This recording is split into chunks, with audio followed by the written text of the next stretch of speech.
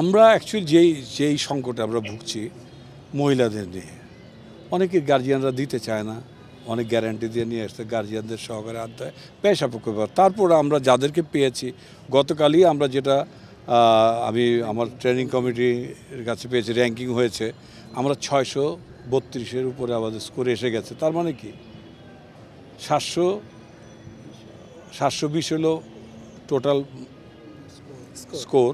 সে যে আমরা যদি 60 অতিক্রম করতে পারি তাহলে কিন্তু আমরা ওয়ার্ল্ড রেকর্ড হয়ে যাবে। সেই জায়গায় আমরা কিন্তু 672 কিন্তু আমাদের আর্চাররা পেয়েছে, রোমান্সানা পেয়েছে, মিলনরা পেয়েছে, সাগর পেয়েছে। আমরা কিন্তু ওই ধাপে ধাবিত হচ্ছি আস্তে আস্তে। মেয়েদের টিমটা যদি ঘুষে উঠতে পারি, আমরা আবার বিশ্বের সেরা দলে পরিণত হয়ে যাবো।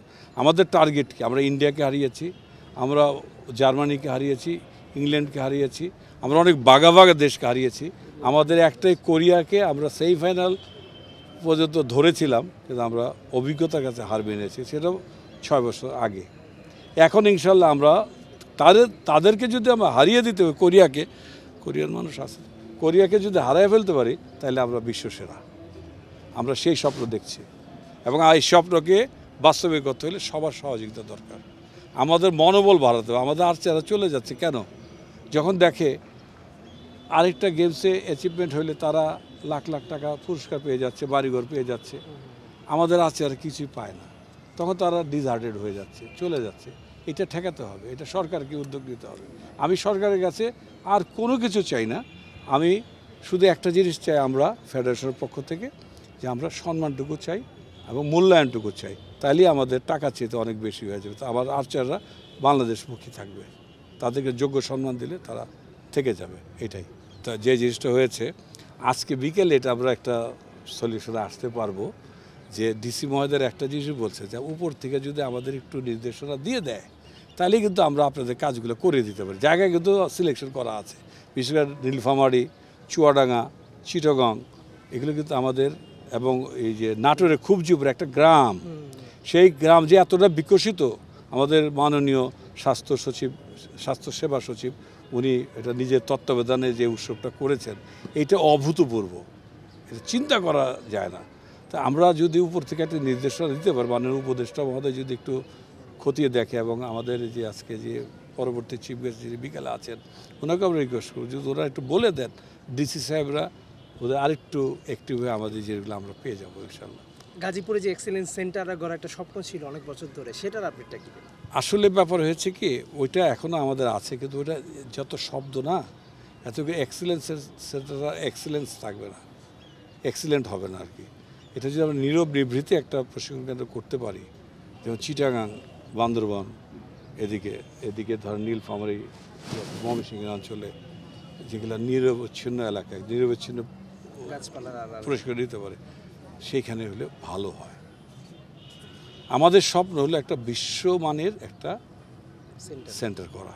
এখন এটা মন্ত্রণালয়ের সাথে বসবো, আমরা সবাই মিলে বসে, উভয়ের পক্ষে সম্ভব। এখন আমাদের একটা জিনিস, এবারের এশিয়ান চ্যাম্পিয়নশিপটা কীভাবে সাকসেস করা যায় এটাই আমি সচিব মহোদয়কে অনুরোধ করেছি। মাঠ দুইটা আমাদেরকে এখন যদি কনফার্ম না করে আমরা ঠেকে যাব, কারণ আমাদের সব কিছু সার্কুলার কিন্তু শুরু হয়ে গেছে। আমি 11 তারিখে যাচ্ছি, এশিয়াতে মিটিং আছে আমাদের, ওইখানে আমাদের পুরো প্রোগ্রেস রিপোর্টটা দিতে হবে।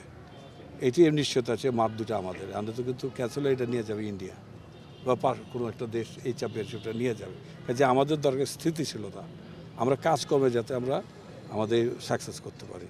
এটা অনেক কষ্টের বিনিময়ে কিন্তু আমরা চায়না এবং ইন্ডিয়া তো পরে উইথড্র করে নিছে, পারে না, জান তারা হেরে যাবে। আমাদের যে চায়না, তারা শক্তিশালীদের জানে একটা পরাশক্তি, তাদেরকে আমরা হারিয়েছি কিন্তু 4 ভোটে, ওরা 10 পেয়েছে, আমরা 14। এটা কিন্তু বিরল সম্মান। এই সম্মানটাকে ধরে রাখতে হলে সরকারের এই জায়গাতে আমরা সহযোগিতা চাই। ধন্যবাদ। নেই আর্চারিতে আমি বা আমার কোনো শব্দ নাই, এখানে আমাদের এবং আমরা, এই একটা নীতি নিয়ে আমরা চলি। কারণ কাজ আমরা একা করি না, সবাই মিলে করি।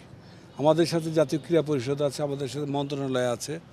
এটা জাতীয় ক্রীড়া পরিষদ আগে বলি কেন, আমাদের যাই কিছু করি না কেন তাদেরকে আগে তাদের কাছে যেতে হয়, তাদের মধ্যে পুরো বাংলাদেশের আমাদের দুটিটা ছড়ানো হয়।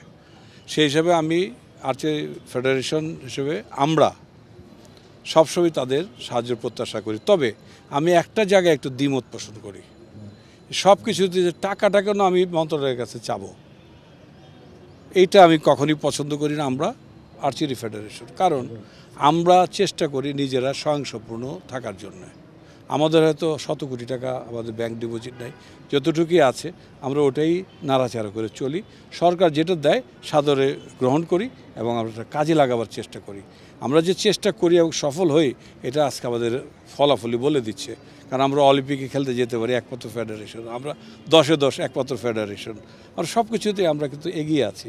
সেই অগ্রগামিতার জন্য আজকে নারী, আমি হিংসা করছি না, আমি একটা কথা বলি যে আমাদের যে অ্যাচিভমেন্ট, আমাদের ফেডারেশন কিন্তু পেতে পারে জাতীয় সম্মান। এটা বোধহয় আপনারা সবাই একমত হতে পারেন, সেটা সরকার বিবেচনা করবে। কিন্তু আমাদের যে অ্যাচিভমেন্ট, সাউথ এশিয়ান গেমসে 10-এ 10টা গোল্ড আর্চারি ফেডারেশন পেয়েছে 10টা। অলিম্পিক যেটা নিয়ে গর্ব করে অলিম্পিক অ্যাসোসিয়েশন, যে আমরা 19টি গোল্ড পেয়েছি, 19টির মধ্যে কিন্তু আমরা পেয়েছি 10টা, এটা আপনারা দেখেছেন। অলিম্পিকে কিন্তু একমাত্র আর্চারি কিন্তু কোয়ালিফাই করছে। তাহলে আমাদের শ্রেষ্ঠত্বটা সরকারের কাছে, আমি টাকা চাই না, সম্মানটা চাই।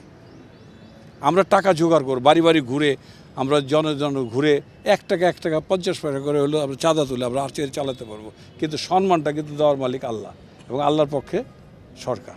এটা যেন আমরা যোগ্যতার সাথে পাই।